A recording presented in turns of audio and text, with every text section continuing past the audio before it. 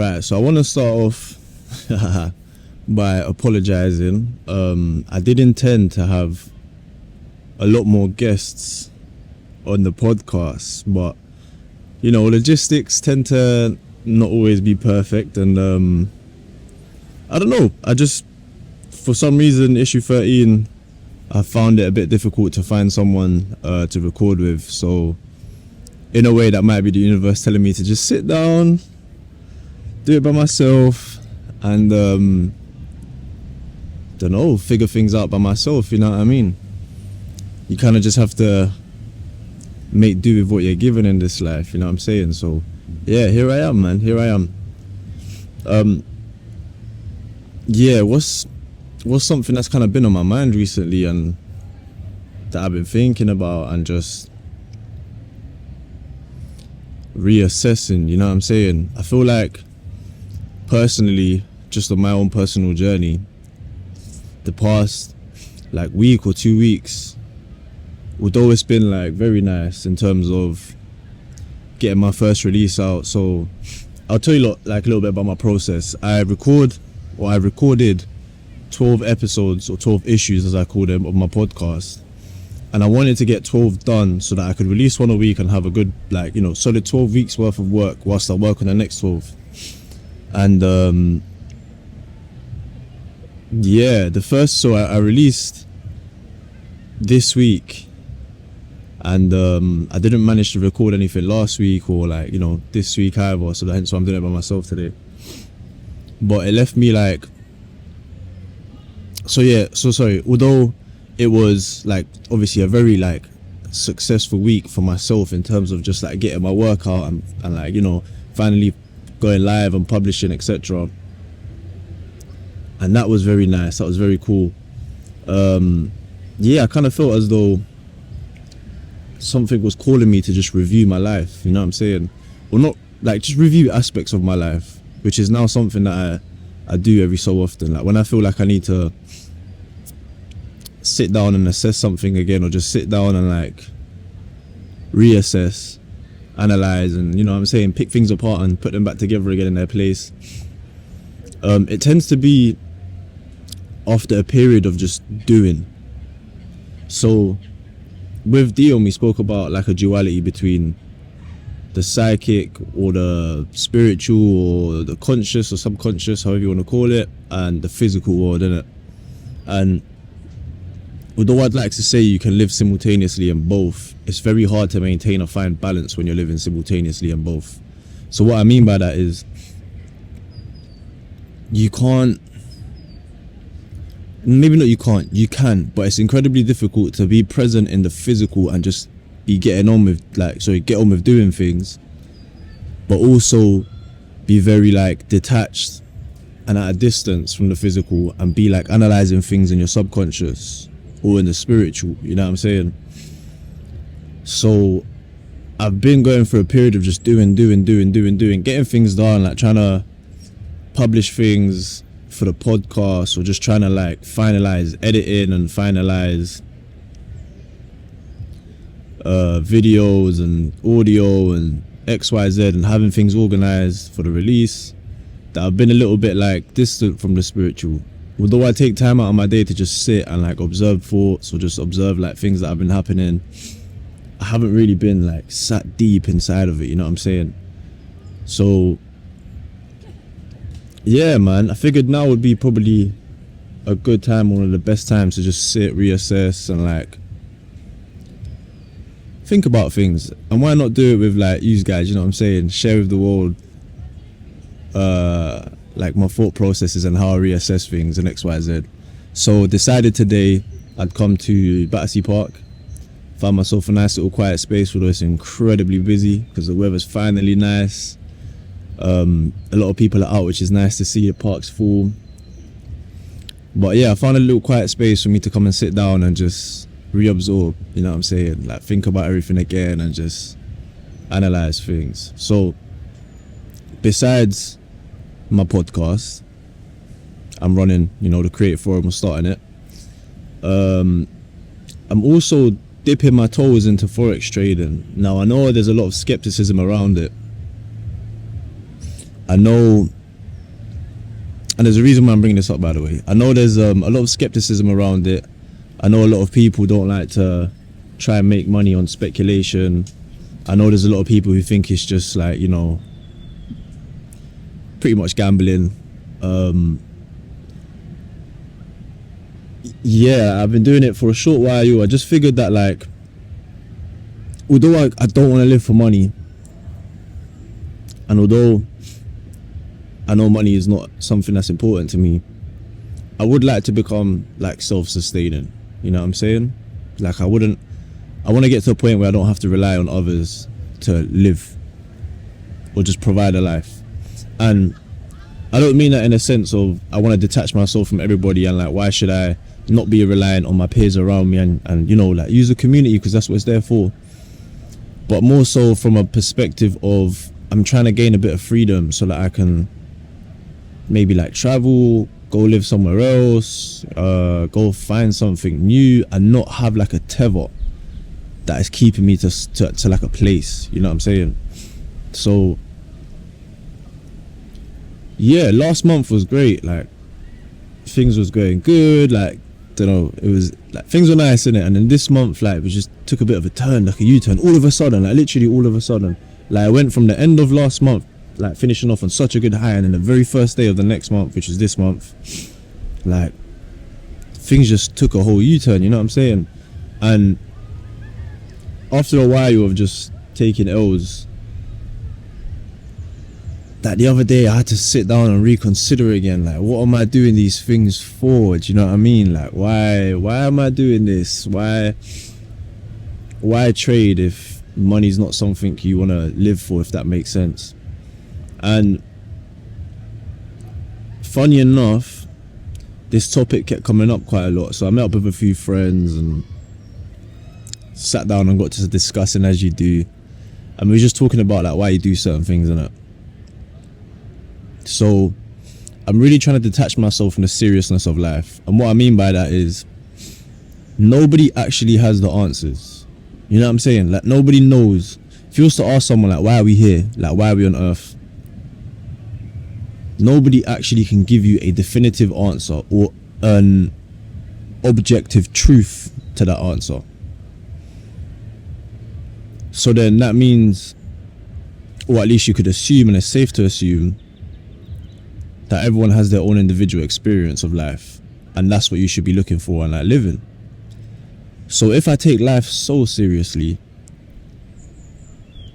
I don't really like get to experience things properly. I miss out on the real gems and the real fruits of like the experiences, you know what I'm saying?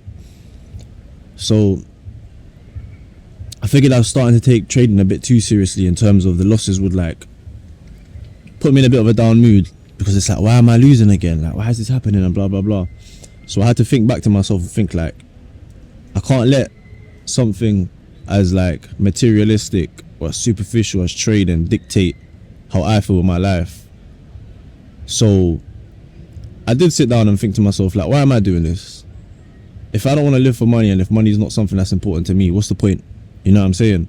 Like, surely if I do trust in God will be able to provide for me in other ways. And thankfully I do have a job and I work, and that's able to keep me afloat nicely. I'm able to pay for all the things that I need to. I'm able to sustain myself in that manner, you know what I mean? So is there a real necessity for trading? Well,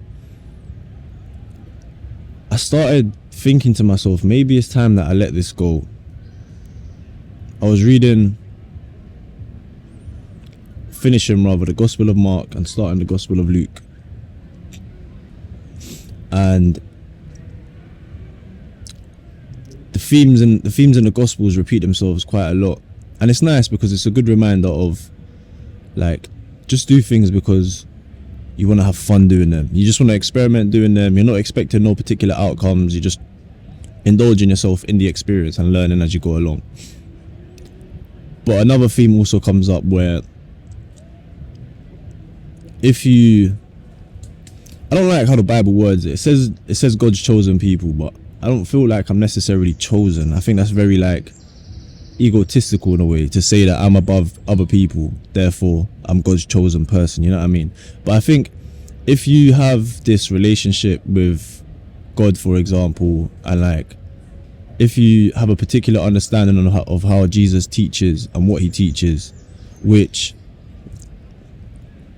allows you to serve other people around you. So this is the theme that I currently read in Luke 1. Then your purpose is to serve others. You know what I'm saying? So not to put yourself above other people and look down and judge, but rather to put yourself on the same level. Remember that we're all one and the same, and to help those actually like open up their hearts to the truth. They call it the remission of sin. And the remission of sin, I like to think of it as accepting the truth with everything that you do. And what I mean by that is like accepting your personal truths. And what I mean by that is accepting what your flaws are. Accepting and acknowledging like your deficiencies, where you get things wrong, as well as like, you know, where you get things right, and your good sides and your positives. You know what I mean? Like it's very easy to acknowledge and accept the truth that lies within your good side, but it's incredibly difficult though to accept the truth of your bad side. So if you are a person that's very giving and you're loving and you're very kind and generous, it's so easy to just be like, that's me. Like you can acknowledge that. But then if you're somebody that's very short to temper, finds it hard to take accountability for things and responsibility for things, and if you're very snappy and defensive when people try to point these things out to you, like it's very easy to just blindside yourself to accepting that truth and like acknowledging that is how I am and who I am. So the remission of sin is accepting those truths, 1. 2, doing something about them, because accepting it is the first step, but accepting it is not like, it's not the complete package alone. You know what I'm saying? You have to do something about it. Life is about learning, and if you're not accepting truths and fixing them, how are you learning? You can accept them, but if you continue doing it, haven't really learned, have you? So the reason why I bring this up in regards to trading is because how am I serving my like immediate community if I'm just sitting at home on a computer trading and trying to make money for myself? There's nothing of service in that. Do you know what I'm saying? And I did say to myself that like the reason why I did want to start trading was so that I can like build a bit of capital, facilitate like a different life, and invest it. And not just invest it for myself, but invest it so that I can give back to others. And what I mean by that is I'd love to, like, for example, open up a little cafe, give jobs to people. Or I'd love to open up a creative studio and allow creative people to come in, both like, I don't know, both people of opportunity and people without opportunity. Give back to both sides, like the people that genuinely just want to create. Doesn't matter your background. And I thought to myself, like, if I'm going to trade, I'm going to trade because this is what I want to do. I want to be able to give back to people through the money that is made like by trading, you know what I'm saying? But then I also thought to myself that like if these are things that I do want to do, surely like this isn't the only way to do it. And surely sitting at home, isolating myself and trading to facilitate that goal, to facilitate that dream is not the only way. Like maybe there is another way, you know what I'm saying? I don't know what that particular way is. Like I haven't thought about it. I could just try to remain as patient as possible, and with what I currently have, just like make do, you know what I mean, and start it now. Because the same way I started my podcast with just my phone and 2 wireless mics, I never had like a nice mic, I never had like a studio, I never had any of these things, but I made do with what I had. So surely that could be another way to start things and just progress it from there, you know what I'm saying? But anyways, I don't know, these are just thought process that I was having. What's going on, guys? You all right? So yeah, man, these are just like thought process that I was having and just things that I was like going through and things that I was just thinking about. So I felt like life was like kind of bringing me towards this little section where I had to take a break, stop, and just reassess. And the conclusion that I came to was that is still not a fixed conclusion, was that I could just continue trading but not make it something serious. Do it for fun, like do it as something, as an enjoyment rather than like a chore.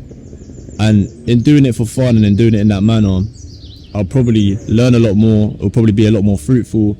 And if it does work, it works, you know what I'm saying? And if it don't, it don't. But I will continue to do the other things that I want to set out to do. So actually, talking about this now, I didn't have the thought process of like starting doing other things that I've been wanting to do, and just making do with what I currently have, you know what I'm saying? So I reckon now that I've kind of articulated that and spoken it out loud, that is something that I should do, as well as continuing trading and all that sort of stuff, you know what I mean? So yeah, that's where I was currently at with quite a lot of my things, you know what I mean? But yeah, I kind of want to get into a little bit more of Luke 1, what I read the other day, and just kind of sat down and thought about. And Luke 1 is the story of Zachariah, John the Baptist's dad. I think Elizabeth is his mum. Oh man, this is so terrible. I don't know. I don't know off the top of my head. I just know that Zacharias is the dad. And it's a story about how the angel Gabriel appeared to Zacharias, told him about his son that he was going to have, although Zacharias was quite old and so was his wife, and he wasn't expecting to have a child. And Zacharias doubted, innit? So the angel Gabriel said to him, because of your doubt, you're going to be mute until your child is born. And then all of a sudden he was mute, you know what I'm saying? Told him that he has to name him John, etc, etc. And then 6 months later, he did the same thing with the Virgin Mary, and the Virgin Mary didn't doubt. She just gave thanks and like said, praise God, for he's found like his mercy and his virtue in me, someone of low nature, you know what I'm saying? And then like when the it wasn't when the children were born, it was when Mary went to go visit Elizabeth, her sister. I might be getting her name wrong here, but I don't know. But when Mary went to go visit Elizabeth, obviously the baby jumped of joy and all that sort of stuff. Mary spoke out and just gave like a few blessings and a few words on Jesus. And then when John the Baptist was born, the same thing happened to Zachariah. So he found his voice again, and as soon as he found his voice, he started saying blessings, innit? And then those blessings, I more want to address the blessings of Zachariah. Sorry, I'm a little bit like distracted here because there's a lot of people walking around now. But I'll keep it going. When Zacharias started speaking again, and he started like talking about the blessings, he spoke. So this is what I was speaking about God's people. He spoke about like what their will is and what they're supposed to do. So it's just interesting that like those who are very spiritually connected, you could say, have a very strong belief in like God or just a bigger entity, and are very in tune with that and very in tune with the intuition and stuff, and they try to live a harmonious life with people around them. And what I mean by harmonious is not like everything good and loving, but like understanding that in order for you to love someone, you might have to have certain limitations and boundaries too, you know what I mean? Like you can't love someone that close, you have to love them at a distance type thing. So when I mean harmonious, I mean in that sense, that like the people that are like that, their purpose is to serve others and like to bring others to be like that too. So in a way, the end goal is to have cohesive communities and like to have cohesive groups of people that help each other out, innit? Yeah, I don't know, it's just interesting like that these topics keep coming up, because the more and more I read these things and the more and more like I try to find myself kind of like building that relationship with God and stuff, I feel that way, you know what I mean? I feel like I should be helping other people. I feel like I shouldn't be so concerned about what we're told life should be serious about, but I should be more concerned about like what am I doing to help the people that are around me. And I've always had this thought process that like, why are communities not as cohesive anymore? Like when I was a little kid, my parents used to leave the door open, for example, and like whoever could just come into the house and like just be around. You know what I'm saying? Like when I was a little kid, I could go knock on my neighbor's door and ask for soap, for example, and they'd give it to you. When I was a little kid, like we would help like the elderly carry their bags up to their house and stuff. Like help elderlies cross the road. Or like when I was a little kid, we would always try to help like everybody that was around us. You know what I'm saying? But like now that I've gotten older and I've seen London progress, I don't really see much progression in that sense. I see more progression in terms of selfishness, in terms of like individual gain and individual desire. And I've seen a progression in people doing anything necessary to build their own rather than give back. And I don't know if that's always been the case and I've only just realized it as I've gotten older, but it sure does feel though as like that was something that progressively started happening more and more and more of as I got older. And I think it's quite unfortunate because I had the luxury of being able to go traveling, for example, and when I was in countries like Thailand, Laos, especially Laos, Cambodia and Vietnam, people are very selfless and it's very community driven. Everyone helps each other and everyone's looking out for each other, you know what I mean? And it's funny because they don't have much in terms of material stuff, but I preferred it over there. I preferred being in places that were like that, you know what I'm saying? And everyone seemed so much more happier.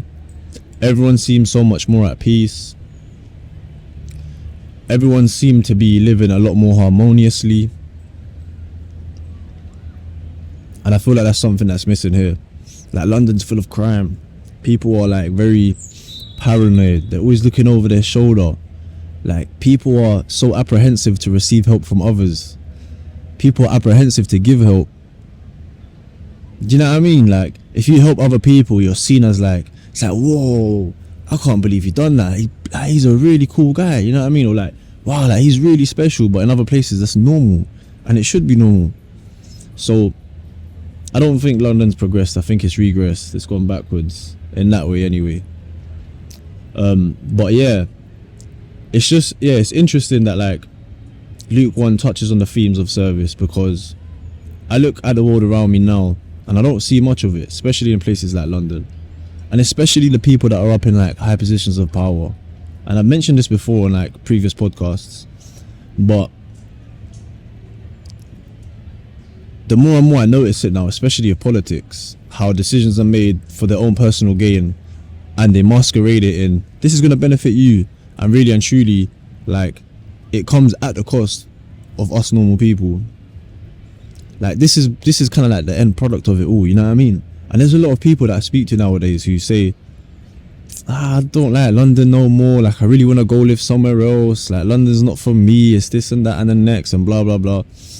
And I hear it, man, I really do hear it. There's not really much going on anymore. Like I was speaking to my cousin's wife not too long ago, and like she was just telling me about old memories about like youth clubs, social clubs, about like how you'd be able to go to like a social club, for example, and your kids could just play in the car park and stuff, and you wouldn't have to worry about nothing. She was telling me about how like there was a lot of community, you know what I mean?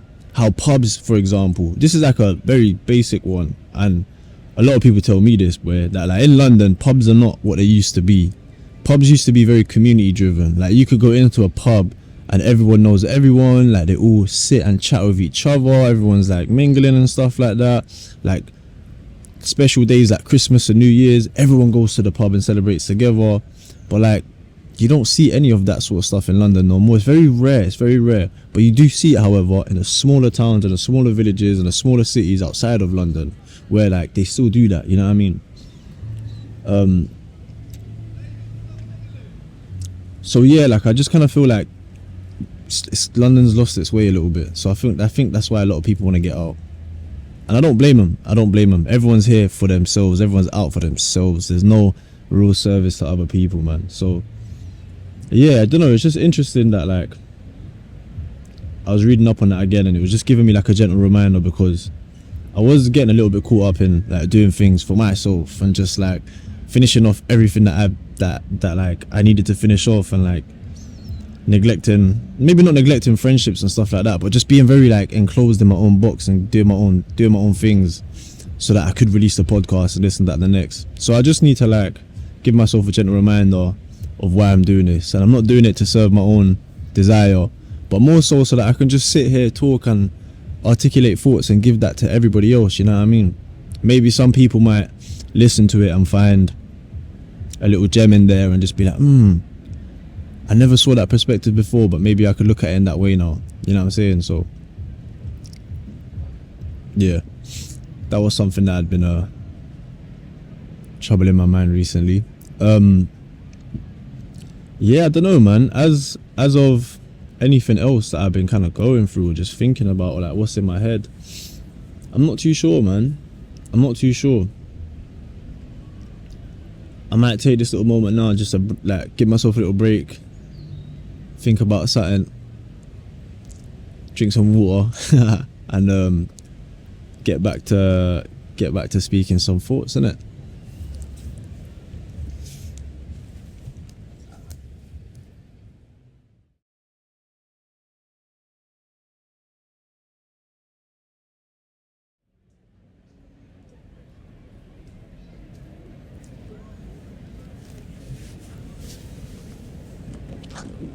Oh, yo, my legs feel bare heavy just being sat down here. Got pins and needles and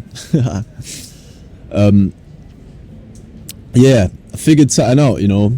I was just thinking about it now as I was drinking my water and looking at the ground. This is completely off topic, by the way, but I feel like gives a nice little contrast to this particular issue. The other day I was talking to a friend of mine, Jesse, who'll be on the podcast at some point. And he told me to watch Fantastic Fungi on Netflix. And for those of you lot who are interested in fungi, mushrooms, mycelium and all that sort of stuff, it's quite an interesting watch. And it's not about like tripping and psychedelics and this, that and the next. It's more so about the application of fungi and why it's so important, innit? So we are more closely related to fungi than we are to any other like kingdom. What I mean by kingdom is like any other like, you know, plant kingdom or like whatever it is, isn't it? So we're more closely related to mushrooms than we are to plants, or to fungi rather than we are to plants. And I found that interesting, innit? And the documentary kind of goes into how fungi has been used to create a lot of our modern day medicines, like antibiotics and all that sort of stuff. Penicillin comes from fungi. I didn't know any of this stuff, you know what I'm saying? I didn't know this. I didn't know that in World War II, before penicillin, the antibiotic penicillin was made, what the soldiers used to do was get a piece of moldy bread and they'd put the moldy bread on their wound, and that would like supposedly heal it, innit? Which I found strange. I did not know that. And I also didn't know that mycelium, the fungi mycelium, which is like tiny little hairs, they're like neural paths, neural networks, are like underground, and they like go throughout all the roots of the trees and stuff, and that's how the trees communicate with each other. So if one tree is receiving too much carbon dioxide, for example, and another one isn't, it communicates it through the mycelium, and then through the mycelium it starts like giving the tree that's in deficit more, so that like they can all together grow, like, you know what I'm saying? That's crazy. I did not know any of this stuff, so it's quite interesting, you know what I'm saying? And I was watching the documentary and I was just like listening to it, and I found it quite interesting. And there's also like other fungi, other mushrooms that like, so the guy who's like the primary person in this documentary, Paul Statman,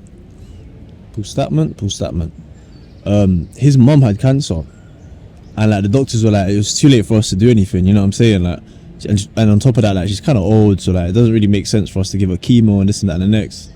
So someone recommended her some like mushroom, it's a particular mushroom, I don't know what it was. Cancer is gone, you know what I'm saying? It's crazy. So it had me thinking that like, maybe it is important to reconnect back with nature, like on a serious level, you know, not just on like a surface level, scraping the surface, but on a serious one. Because if the argument is that at some point we like everyone branched off from fungi, you know what I mean? Because fungi was one of the very first like organisms to really thrive on Earth, and then things started branching off and blah blah blah. That why not go back to our fundamentals, and like for things that we are missing, maybe like medicine, health, and XYZ. Why not go back to like nature and like start discovering new fungi again, and start like not experimenting, because I think we've got enough knowledge to know like what works and what doesn't, what you can eat, what you can't eat, what you can consume, what you can't.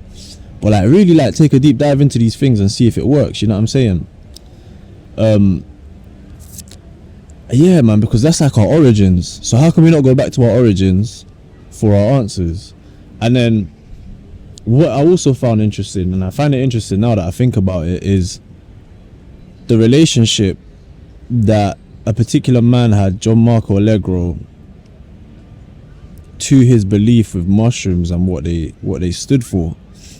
And what I mean by that is, John Marco Allegro used to be like an authoritative figure in the church, and then he just kind of switched it up one day and was like, you know what, like I've done a lot of research about the church, I've done a lot of research about fungi, mushrooms, etc., etc., to the point where he actually believed, which is, I don't know how much I believe in this, but I kind of get that the story of Jesus and all that wasn't actually a story of a person, but more so like a story of like mushrooms and fungi, you know what I'm saying? And how mushroom and fungi gave us the fundamentals of our knowledge and wisdom, and they give us the fundamental like values of how we should live our life. And what I mean by that is, a lot of people who do mushrooms and take psychedelic trips experience like oneness, they experience a lot of love, they experience a lot of like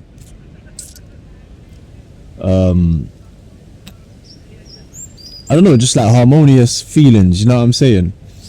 They feel like really in tune with nature, like I don't know, like they just yeah I mean, you know what I mean? And when they come out of it, like sometimes it cures depression, it cures anxiety, it cures mental illnesses, mental disorders. And I'm assuming that's probably why he had this belief that like Jesus was a mushroom, which is mental. But yeah, I don't know, I want to read his book, like I need to read his book and really find out what it is his view was. But that's like the fundamental belief that he had in it. And yeah, it just kind of had me thinking that like if we did at some point branch off from fungi, like how much of a crazy argument is that though? Is it really? You know what I'm saying? Like I get the connection that he's trying to make. And also just the sole fact that people are cured from illnesses from taking fungi or mushrooms, psilocybin mushrooms specifically, and like they experience oneness and so much love and like just being so harmonious and in tune with like nature and the people around them. Like you compare those feelings and coming out feeling as though I need to be more like loving, I need to be more caring, I need to be more harmonious with everything around me, and you compare that to the teachings what Jesus gives, and the two main ones which he tells you have to follow, or not you have to follow, but like, these are the two rules that like if you was to boil it down to something, this is what it is. They are love God above all, which I'll get into in a minute, and like love your neighbor how you love yourself, basically, innit? And like, come on now, you know what I mean? Like you ask yourself, how far off those two fundamental rules are from the feeling of needing to be a lot more loving, caring and harmonious. Do you know what I mean? Do you know what I'm trying to say? So I get it, I get the connection, I get the correlation, but the one that I don't get is loving God above all else. So what I mean by that is, I liken it to, it's tough because you can't really like define it by one short sentence or short paragraph. Like there's so many different like modules and points that go into what loving God above all else is. But I don't see it as like loving a man in the sky who grants wishes above everything else that you do in your life, or like above every other like thing, you know what I mean? I don't see it as that. I see it as more so like God has a funny way of speaking to us, God has a funny way of communicating with us. And the way that I see it, right, is when certain thoughts enter your head and you didn't want to have those thoughts, but they just come, and no matter how hard you try to get rid of them, they won't go. That's God speaking to you. And 9 out of 10 times, again, with like the whole point of bringing people towards God, and like the Bible says, I send my people so that they can pave the way for when Jesus comes. And I think about it, and he says that I do that through the remission of sin, which, remember, I told you is accepting truths and stuff. Like I think to myself that, like, what does he mean by going so off topic? I think to myself, like, what does he mean by going by paving the way for the Lord to come? And if you can help someone accept truth and be open to truth and like just be comfortable within truth, then you've done your job. You know what I mean? Like, that's what you needed to do. And now that allows for that person to explore the nature of like God and Jesus, and that's how you prepare the way for the Lord. You know what I mean? So where I was getting with this was that sometimes when God speaks to you and you have these thoughts that you didn't want to particularly have, and no matter how hard you try to get rid of them, they won't go. They tend to be like negative thought. You know what I mean? They tend to be like something that, so it could be something that you've done that you're embarrassed about, or that you know wasn't okay and you don't want to think about, but it keeps coming back into your head, and it keeps coming back into your head no matter how much you try to brush it off. And like that, in a way, is God speaking to you and telling you that you need to deal with these things, that you need to accept these truths, and you need to like go over them and forgive yourself. And you also have to like seek forgiveness from the people that you might have harmed, or like, I don't know, from the things that you might have done. You know what I'm saying? And then I think once you start doing that, then you can start opening yourself up to God a little bit more, and you can start listening to that inner voice a lot better. And then God starts speaking to you in a way of like intuition. So I don't know if you lot have ever experienced like, don't know, just one day it's like, oh, I feel like I need to do this, and then you might have like 10 people come and tell you, nah, don't do that, bruv, don't do that, and you don't do it. You listen to the other people rather than like that little voice that tells you need to do that, and then things just don't work out, like it doesn't end well. You know what I mean? And it's like, damn, I knew I should have listened to the voice that was inside of me. That's like your own intuition, and that's kind of like how I like God to speak to you. You know what I mean? So on the contrary, when you do have that like intuition to do something, and like people tell you not to, but you listen to the voice rather than the people, and it goes well, like that's you loving God above all else, because you choose to follow that intuition rather than other people. And like you love through action, not through words. So if you're going around saying I love God, I love God, I love God, but you're not listening to him, you're not doing the things that he tells you to do, you're not acting the way that you're supposed to act, which shows love towards God, you're not loving God. You know what I mean? You're just being a hypocrite. But if you are listening to that intuition, that inner voice, if you're doing the things that like your heart tells you need to be doing, for example, and if you are like opening yourself to the truth and all these sort of things, and just accepting your own deficiencies and doing something about it, because that's what the remission of sin is, for example, that's what real forgiveness is, then you're loving God above all. You know what I mean? And kind of do want to get into that topic now that I mentioned it, like forgiveness. You know what I'm saying? Like, what is forgiveness, and like how can you forgive? Because there's a lot of people that liken forgiveness to, if someone does me dirty, like I forgive them, I let them off the hook, it's fine, don't worry about it. But I don't know how much like that actually is forgiveness, though. You know what I'm saying? Like to a point it is, but to another point it's not really. I think forgiveness of sin is understanding where you went wrong, because it's never good to point the finger, ever. You know what I'm saying? Like, you gotta look at the speck in your own eye before you judge the plank in another man's or another person's eye. You know what I'm saying? So whenever people come and talk to me and they tell me, yo, like this person did this to me and this person did that to me, or like, I don't know, like XYZ's been happening, and like this person this and this person that, I'm just like, yeah, but why are you pointing the finger for? You know what I mean? It takes two to tango, And before you point the finger, you need to ask yourself, like, how was I a facilitator in all of this? So if you're able to look within and find where you went wrong, and the way you forgive yourself is not by saying I forgive you, it's fine, and accepting it, and then, I don't know, like falling prey to it again and doing it again. Forgiveness is finding out where you went wrong and then doing something about it to change it, to change that wrong that you did, to change the wrong habit, behavior, whatever it might be that you done wrong. You know what I'm saying? And forgiveness is saying I'm not going to do that again and actually doing something about it. And you might find that when you do that, you can now look at the other person and smile, because you know they're only human. You know they probably done it for the same reasons that you done what you done, how you was an accomplice in all of it, and you're able to say, you know what, like, I understand, like, I get it, and I've changed my ways, and I hope that you change your ways too, and I hope that, like, I hope that one day we're able to see eye to eye. And it allows you to look at the whole entire situation like very light-heartedly. You know what I mean? Like, I'll give you an example, and I will give you an example. My last relationship that I had ended like really badly, and for a while I'd point a finger. I'd just be like, yo, like, yeah, like, cool, I did wrong, I know, but like, she did this and she did that, and like, this is what she done, this is what she done, and blah blah blah blah blah. And I never really left me like peace, you know what I mean?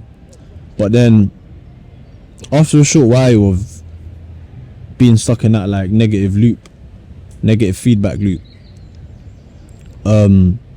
I decided to, you know what, like, there's no point me pointing the finger. I had to at some point be a facilitator in all of this. Oh, a bird just pooed on me, bruv. That is not nice. But yeah, I had to be a facilitator in all of this somehow. Like, what part did I play in all of this? You know what I'm saying? Oh, this is not good, man. So yeah, like, I sat down and I really did try to think to myself, like, what part did I play in this? What did I do? And in doing that, sorry, I'm a bit distracted right now. I'm trying to find something to clean myself with because I don't have tissue. So whilst I sat down and like tried to do that, tried to think to myself, like, what part did I play in all of this? Like, how was I a facilitator in all of this, like, bad things happening and it ending ugly and all that sort of stuff? Like, it got to the point where I had to dive deep into all my actions, all my behaviors, like all my like personality traits, for example, that would lead me to do certain things. Like, I was a liar. I used to lie about things. I used to hide things from my ex. I used to be sneaky around my ex. Like, I used to, I don't know, just find it so hard to tell the truth, you know what I'm saying? And like, because of that, it caused problems. And because of that, my ex would just react in a negative way. So instead of me looking at myself and being like, well, clearly it's my actions and my wrongdoing, I'd point at her and be like, but why'd you react this way, and blah blah blah blah blah blah. And then it got to a point where I'm assuming, cause I don't know, that like she would look at me now in a particular type of way because of the person that I was and the person that I was showing her. And because of that, like, she would doubt me, she would not trust me. It would be very easy for her to just like find reason to blame me for certain things, and like, you know what I'm trying to say. And then it got to the point where I might not have done anything, but because of the doubt that I've given her, she would, like, you know what I'm saying, she would lay it thick on me. And then that's when I'd be like, oh, but look at what you're doing, though, you're doing this and that and the next, like, you're just being toxic, or you're just like, don't know, like, trying to manipulate man, or just like guilt trip me, or like, I don't know, like, whatever it might be, you know what I'm saying. But the whole time I wasn't looking at myself and thinking I gave her a reason to be like this. So then I had to dive real deep into like myself and ask myself, like, how was I facilitating all of this, and where did I go wrong? And it took me a while to do that, bro. I can't lie, it did take me a while, but I got there in the end. And now, because I was able to forgive myself in terms of accept all my deficiencies and change that and do something about it, like, it was so much more easier for me to forgive my ex for the things that like she might have done to me, for example, you know what I mean? And in doing so, like, I look at the whole situation so lightheartedly now. And I know it sounds crazy, and I know some people might like not see eye to eye with me on this one, but like maybe she might not see eye to eye with me on this one either. But like, I always think to myself now that if I was to ever just see her walking around, like, I could just stop and like laugh, not at her but with her, at what happened and the entire situation, and just be like, that shit was crazy, innit? Like, how did it even get there? And just laugh about it rather than like butt heads about it, you know what I mean? But yeah, man, that's like what forgiveness is for me in a way. I think forgiveness isn't just simply saying like, it's cool, man, don't worry, like, you made a mistake and it's fine, you'll be alright. I think forgiveness is like looking at your own deficiencies and figuring out where it is that you need to be doing a little bit better and actually doing something about it. And in doing so, you're able to look at the other person now and say, you know what, I understand. You know what I'm saying? I understand. So it's alright, I get it. You know what I mean? Like, this is where I went wrong, so I don't blame me. You know what I'm saying? It's never good to point the finger, and to point the finger never ends well. So I don't know. Maybe that's something that somebody else is going through and like they can take something from, you know what I mean? But yeah, man, I don't know. I just thought I'd speak about that because that's where the conversation kind of went, and that's what I was in my head thinking about. But anyways, I'm gonna call it there, just because today's a little bit of a busy day and I want to go home now and clean my shorts. And got things to do. But yeah, man, I thought if I couldn't get a guest on, there's a particular reason for it, so I might as well just share what's in my mind again and sit down and have this conversation by myself and share it, you know what I mean?